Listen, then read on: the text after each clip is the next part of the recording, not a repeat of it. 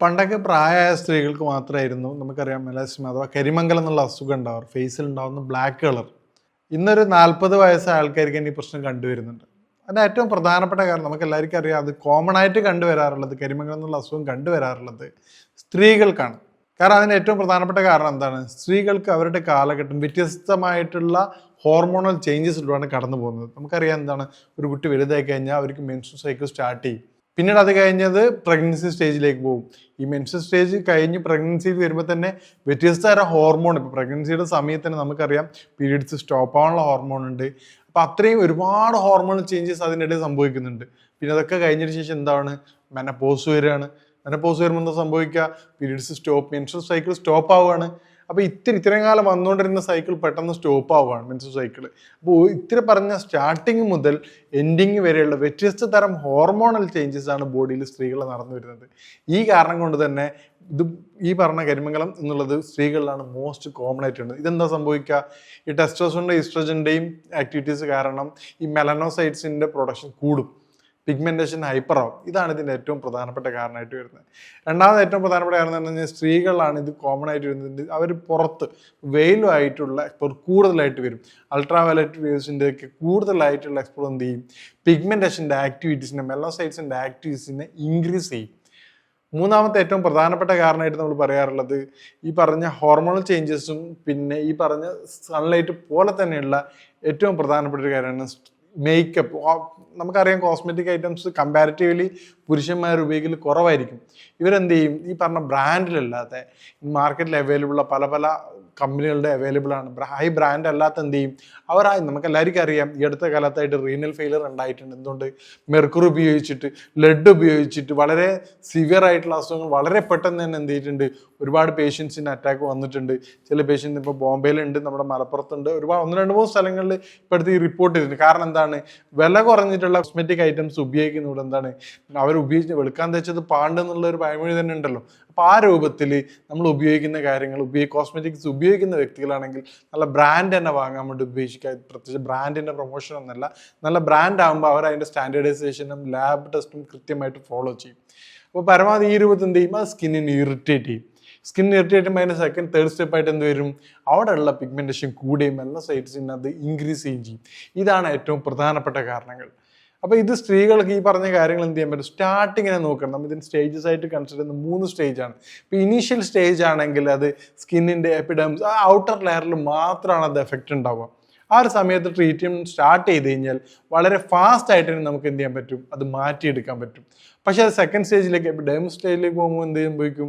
അത് കുറച്ചും കൂടി സ്ട്രോങ് ആയിരിക്കും. അത് മാറ്റിയെടുക്കാനുള്ള ചാൻസ് ഉണ്ട്. പക്ഷെ എന്തെങ്കിലും കുറച്ചും കൂടി ടൈം എടുക്കും. അതിൻ്റെ ഡീപിഗ്മെന്റേഷൻ പ്രോസസ്സ് കുറച്ചും കൂടി ചെയ്യേണ്ടി വരും. പക്ഷെ അത് മൂന്നാമത്തെ സ്റ്റേജിലേക്ക്, ഒരു ഫൈനൽ സ്റ്റേജിൽ പോകുമ്പോൾ എന്താ സംഭവിക്കുക? അത് മാറാനുള്ള ചാൻസ് 50% മാത്രമേ ഉള്ളൂ. അപ്പം നിങ്ങൾക്ക് ഈ പറഞ്ഞ ബുദ്ധിമുട്ട് സ്റ്റാർട്ട് ചെയ്യുകയാണെങ്കിൽ നിങ്ങൾ ഉടനെ തന്നെ ട്രീറ്റ്മെൻറ്റ് ആരംഭിക്കുകയാണ്. എന്ത് ചെയ്യും? നമുക്ക് പൂർണ്ണമായിട്ട് അത് വളരെ എളുപ്പം തന്നെ അത് മാറ്റിയെടുക്കാൻ പറ്റും. നേരത്തെ പറഞ്ഞ പോലെ അതിൻ്റെ ഏറ്റവും പ്രധാനപ്പെട്ട കാരണങ്ങൾ നമുക്ക് നോക്കാം. ഏറ്റവും പ്രശ്നം ഹോർമോൺ ചേഞ്ചസ് തന്നെയാണ്. ഇനി രണ്ടാമത്തെ പറഞ്ഞത് നമുക്ക് ഈ ഫുഡ് ഐറ്റംസ്, ഈ പറഞ്ഞ ബുദ്ധിമുട്ടുള്ള ആൾക്കാർക്ക് നോർമലി കണ്ടുവരുന്ന പ്രശ്നം എന്താണ്? പീരീഡ്സ് എന്തായാലും ചേഞ്ചസ് ഉണ്ടാവും. ഇറഗുലർ ആയിട്ട് ബ്ലീഡിങ് ഉണ്ടാവും, സ്ഥിരമായിട്ട് ഇറഗുലർ ബ്ലീഡിങ് ഉണ്ടാവും. അല്ലെങ്കിൽ എന്ത് ചെയ്യും? ഒരു 1 മന്ത് ഫുള്ളായിട്ട് സ്പോട്ട് ബ്ലീഡിങ് ഉണ്ടാവും. കൃത്യമായ ബ്ലീഡിങ് ഇല്ലാതെ നോർമലി നമുക്കറിയാം മെൻസ്ട്രുവൽ സൈക്കിൾ എത്രയാണ്? 5 to 7 അല്ലെ 80 ഡേയ്സ് കൊണ്ട് കംപ്ലീറ്റ് ചെയ്യും മാക്സിമം. അപ്പം അതിന് പകരം എന്ത് ചെയ്യും? മാസത്തിൽ ടോട്ടലി എല്ലാ ദിവസവും ഡോട്ട് ആയിട്ടുണ്ടാവും. അപ്പോൾ ഈ 2 പ്രശ്നം അവർക്ക് പൂർണ്ണമായിട്ട് കണ്ടുവരാറുണ്ട്. ഇനി രണ്ടാമത് നമ്മൾ എന്ത് ചെയ്യുന്നത്? പ്രധാനപ്പെട്ട കാര്യം എന്താണ്? ബോഡി ഹീറ്റ് ആയിരിക്കും. ഇത് വരുന്ന ബുദ്ധിമുട്ടുള്ള പേഷ്യൻസ് എന്ത് ചെയ്യും? അവിടെ ബോഡി നല്ല ഹീറ്റ് ആയിരിക്കും. അപ്പോൾ നമ്മൾ ചെയ്യാൻ പറ്റുന്ന കാര്യം ബ്ലഡ് പ്യൂരിഫൈ ആയിട്ടുള്ള മെഡിസിൻ കൊടുക്കുകയും അതോടൊപ്പം തന്നെ ബോഡിയുടെ ഹീറ്റ് കുറക്കുക. ബോഡിയുടെ ഹീറ്റ് കുറക്കാനുള്ള ഏറ്റവും നല്ല എളുപ്പമായി തേൻ നെല്ലിക്കയാണ്. നമുക്ക് എന്ത് ചെയ്യാൻ പറ്റും?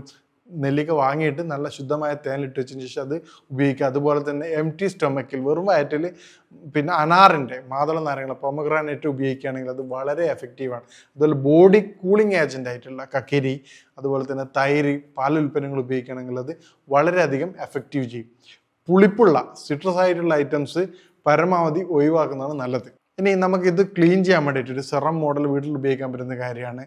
നമ്മുടെ ഓറഞ്ചിൻ്റെ തൊലി പൗഡർ ചെയ്തുകൊണ്ട് നമുക്കൊരു 1 ടീസ്പൂൺ ഓറഞ്ചിൻ്റെ പൗഡർ എടുത്തുകൊണ്ട് അതുപോലെ തന്നെ ഒരു 2 ടീസ്പൂൺ അലോവേറ ജെല്ല് മിക്സ് ചെയ്തിട്ട് പൗഡർ ആവശ്യാനുസരണം മാത്രം മിക്സ് ചെയ്താൽ മതി. അതാ സമയത്ത് മിക്സ് ചെയ്തിട്ട് ഒരു 10 മുതൽ 15 മിനിറ്റ് നമ്മൾ ഫേസിൽ അപ്ലൈ ചെയ്യും.